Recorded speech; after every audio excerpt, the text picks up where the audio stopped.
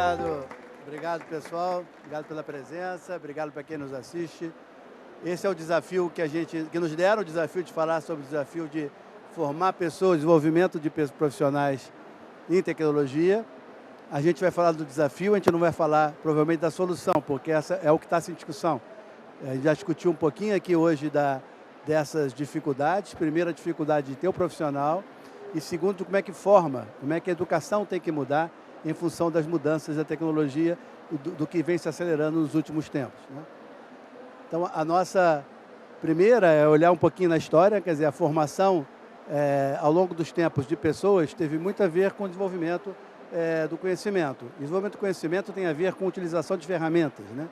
Então, a gente sempre trabalhou, quando falava em formação profissional, a gente sempre falou como utilizar ferramentas, né? Esse que foi sempre o desafio que foi dado para as pessoas, né? Como é que eu formo pessoas para o mercado de trabalho, né? Ao longo da história, era muito mais simples, né? Quer dizer, o primeiro momento era extrativismo, era uma habilidade, né?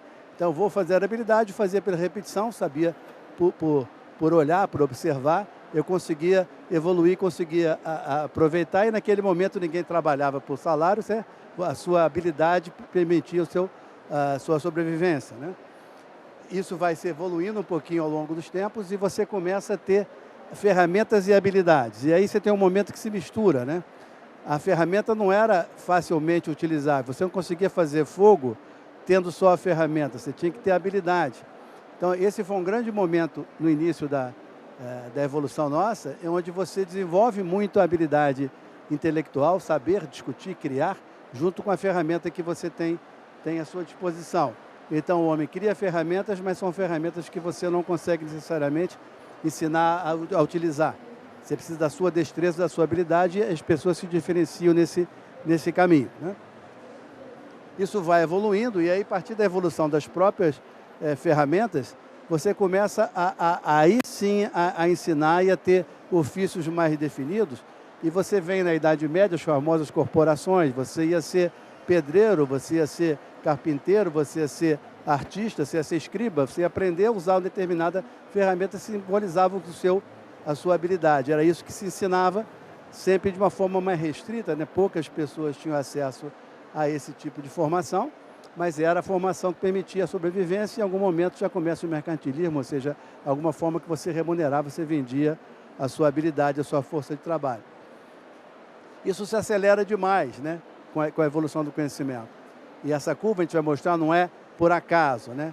E na Revolução Industrial, quando começa esses primeiros movimentos, você começa a ter uma divisão muito clara do trabalho.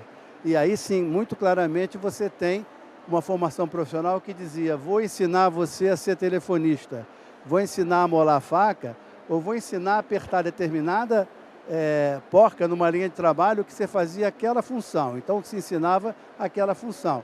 Isso vai evoluindo, não muda muito, né, no passado mais recente, mas ele tem uma característica naquela época, que era a sua quase estratificação, né? Você não tinha muito como ir adiante, a não ser que você aprendesse uma nova profissão. Isso trouxe profissões muito claramente definidas, né? Um motorista, ou alguém um ascensorista, né? Um datilógrafo, né? Que era uma profissão. Quantos aqui fizeram datilografia? Quantos não? Poucos, né? Da minha idade fizeram concurso de datilografia, né? Você fazia um concurso e virava datilógrafo em algum lugar. Você imagina, isso era uma profissão. Só que essa mudança foi muito mais drástica, né? Porque você passa a ter uma evolução muito rápida do conhecimento. E o conhecimento desenvolve mais ferramentas. Então, aquela ferramenta que era uma ferramenta mais única e que você precisava habilidade para conhecer, para utilizá-la, pegando o exemplo da datilografia, você utilizava uma ferramenta que era uma máquina de escrever, agora você tem uma infinidade de ferramentas à disposição. Então, a profissão hoje não é ensinar necessariamente a ferramenta, porque eu não sei qual ferramenta que vai ser utilizada e vai estar disponível daqui a 3, 4, 5 anos. Então, esse é um dado do Fórum Econômico Mundial, antigo, de 16, que diz isso, quer dizer, as profissões estão crescendo muito rápido, e eu vou ensinar hoje na escola primária, para quê? Para uma situação que eu não sei qual vai ser. Então, esse é o maior desafio que a gente tem, que é mudar a história, não é mais ensinar a utilização de ferramentas, mas ensinar como eu escolher as ferramentas que estão à minha disposição.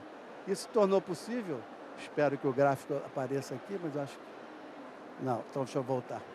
Isso aqui já apareceu antes, enfim, essa é a velocidade do conhecimento, que é a capacidade do processamento de computadores, ou seja, com a capacidade de processamento que a gente tem, que é muito exponencialmente cresce no passado, junto com o crescimento da disponibilidade de dados. Então, hoje eu tenho memória e eu tenho capacidade de processar. Quem assistiu o Alex aqui de manhã, obviamente, já é mais forte do que o cérebro humano, minha capacidade de processar. Então, para que eu preciso descobrir uma ferramenta se eu posso perguntar para alguém, computador, uma inteligência artificial, que me dá a solução? Então, essa é um fato que, como ele é sempre crescente, daqui a 2 anos eu não sei qual é a ferramenta, vai ser muito mais ampla do que a gente tem hoje.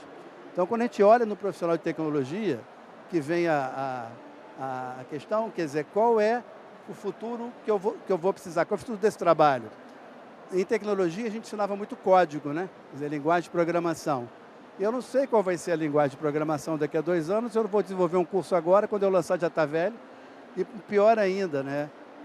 Provavelmente essa linguagem de programação, você perguntar para uma máquina, ela vai escrever para você. Então, a ferramenta hoje se tornou uma facilidade, quer dizer, eu não preciso mais escolher a ferramenta que ela está à minha disposição, então não tem mais como ensinar. Eu preciso tentar entender qual é o futuro desse trabalho que vai estar à disposição, né? Provavelmente não vai ser aquele trabalho que requer destreza nem habilidade, mesmo intelectual, mas que requer provavelmente a capacidade de criar, de vencer desafios, a lidar com o desconhecido, a fazer as perguntas certas, que quem já trabalhou com inteligência artificial sabe que a resposta vem da pergunta, então como é que eu faço a pergunta? E essa que é uma grande discussão.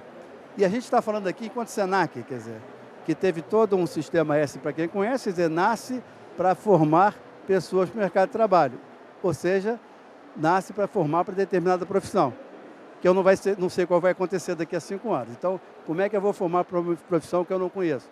Eu tenho que formar para profissões, para a pessoa ter a capacidade de trabalhar em algumas profissões ou num leque maior de profissões. Então, a gente tem um filme que trata um pouquinho disso. Não vai passar o filme? Passa de outro. É antes desse. Ah? Não tenho.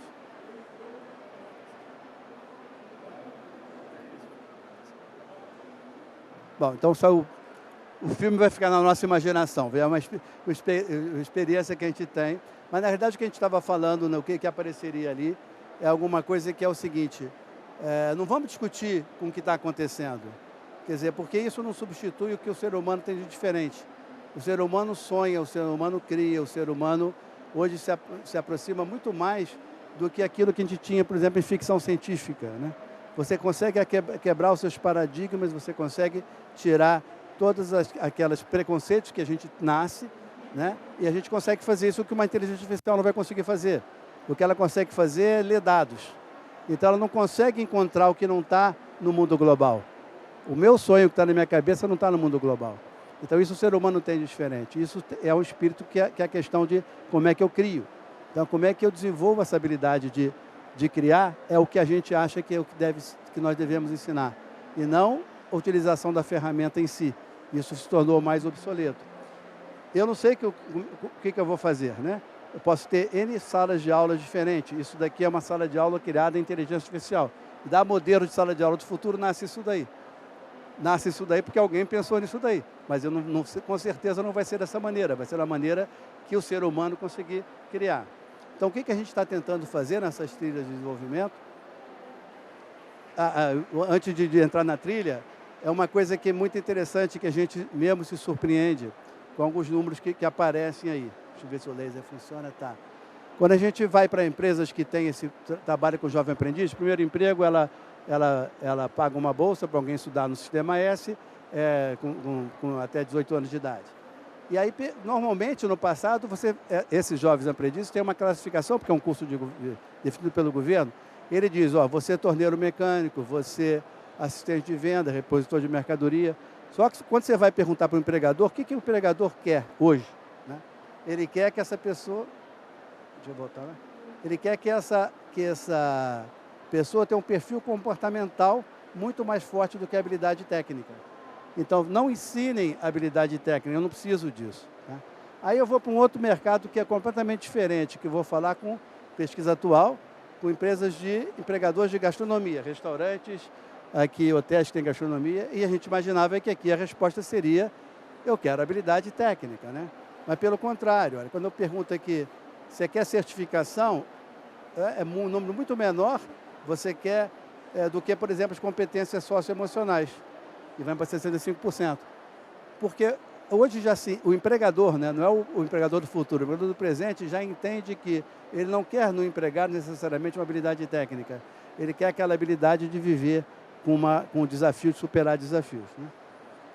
A mesma, de uma outra forma, isso aqui é uma pesquisa da Fundação Roberto Marinho, também, né, de outro dado, mas que aparece a mesma questão de competências socioemocionais em primeiro lugar. Tá? E vem certificação específica. Ó. Quem viu a palestra do Alex aqui de manhã, quer dizer, o diploma, né, vale hoje muito menos, né, quando você vai no mercado de trabalho procurar uma colocação. Então, como é que a gente, voltando àquela pergunta, como é que a gente imagina essa matéria que a gente está desenvolvendo? E parece uma matéria de brincadeira, mas isso aqui é uma matéria que vale para adultos, para recolocação no mercado, por exemplo, onde você começa com desenvolvimento que fala em criatividade, quer dizer, já começa com inovar brincando, isso tanto faz para um jovem quanto faz para um adulto. Então a gente ensina, a gente desperta, a gente não ensina que isso não se ensina, mas você desperta aquela capacidade do ser humano de criar, isso se faz através de jogos e desafios, né?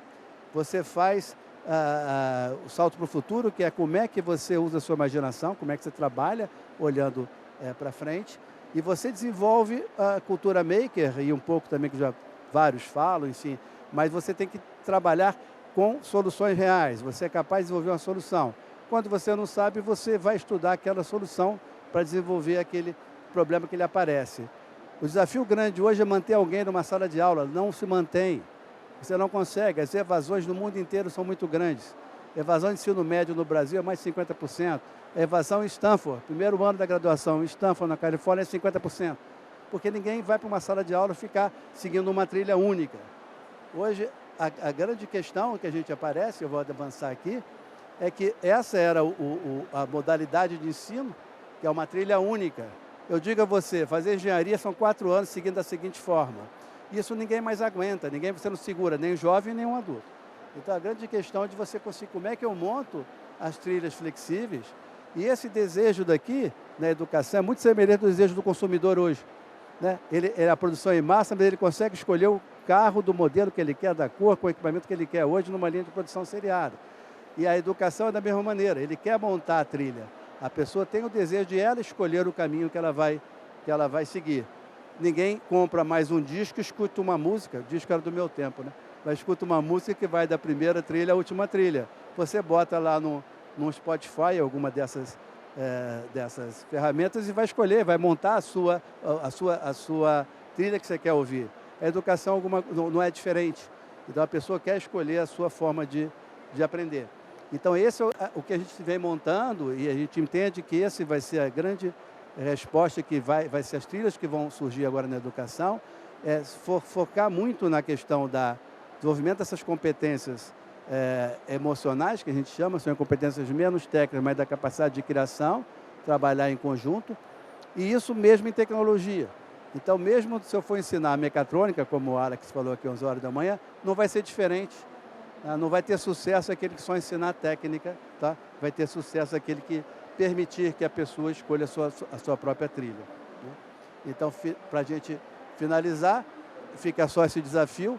Quer dizer, a gente está dizendo, o grande questão hoje, será que é a certificação? Será que é você buscar um diploma de uma habilidade que vai lhe reconhecer, eu sou um programador, linguagem Java, ou eu sou capaz de desenvolver soluções no campo de tecnologia? A gente acredita que essa vai ser a profissão, né? Essa que vai ser a empregabilidade que vai ter, seja com o emprego no mercado de trabalho, seja com o emprego como autônomo, como empreendedor, e isso é o que a gente deve ensinar como o grande a linha mestra da educação que a gente fornecia no campo profissional. Né? Finalizando, obrigado a vocês, vamos para pergunta para quem precisar. Obrigado, Cláudio. Vamos agora às nossas queridas perguntas.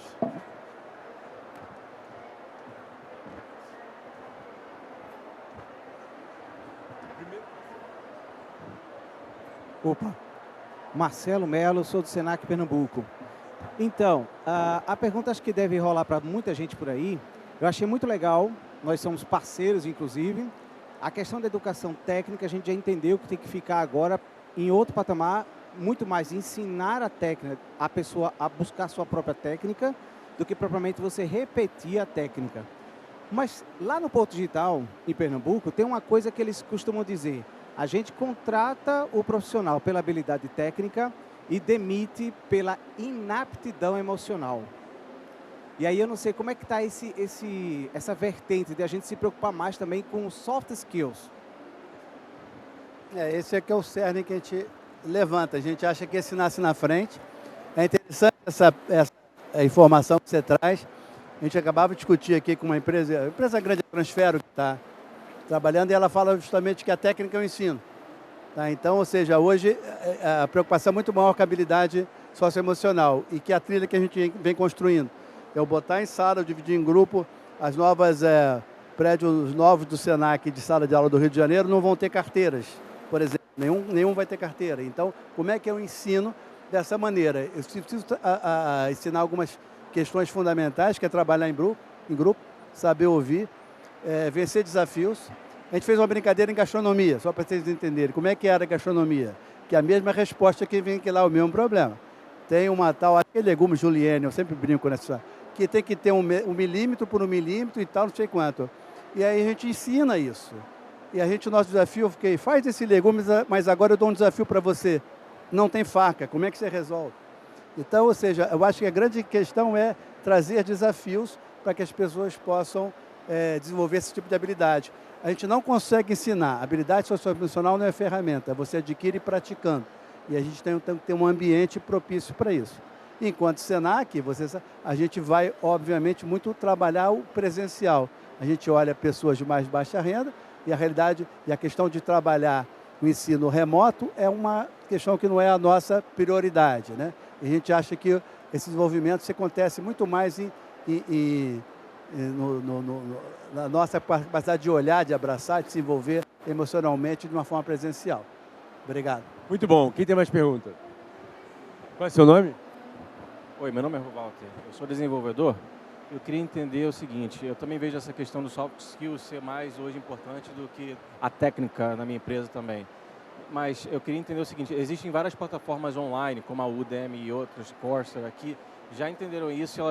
Você cria o seu próprio caminho de aprendizado, escolhendo os cursos e montando, né, o seu quadro maior, né, você mesmo. Como que vocês vão conseguir, como é que vocês fazem qual é a visão que vocês têm sobre o ensino remoto dessas habilidades emocionais que talvez pediriam a presença da pessoa com grupos para poder desenvolver, né? Como é que vocês lidam com isso? A gente, é óbvio que a gente levantou, né? Tem muita gente fazendo e na parte técnica fazer a própria trilha não é complicado e você trouxe um exemplo. E esse exemplo geralmente bate, você está dizendo o seguinte, olha, o mercado, o que é isso? Não está olhando certificação, porque um curso como esse não dá certificação, dá conhecimento. Mas como é que a gente tem resolvido essa experiência, a gente não se puxou dela. Hoje nós temos um curso que funciona assim, e o que eu faço? Eu boto o aluno em sala de aula, porque entendem que um aluno de baixa renda não tem acesso a dados, não tem acesso ao computador, não tem acesso ao ambiente na casa dele, que ele possa usar o computador com tranquilidade. Então a gente montou turmas que são unidades diferentes do Senac. E elas são conectadas remotamente. Então o aluno de Nova Iguaçu, ele faz parte da mesma tribo do aluno de Botafogo.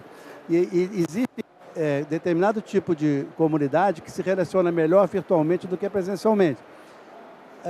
Isso não é uma verdade, eu não queria ir por esse lado. A gente acredita muito mais em fazer presencial esse tipo de desenvolvimento.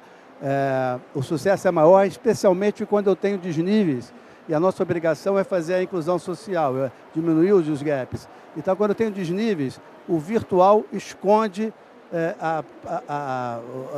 afasta aquele que tem um nível de capacidade menor. E aí você tem provavelmente uma evasão, vai ter uma evasão maior.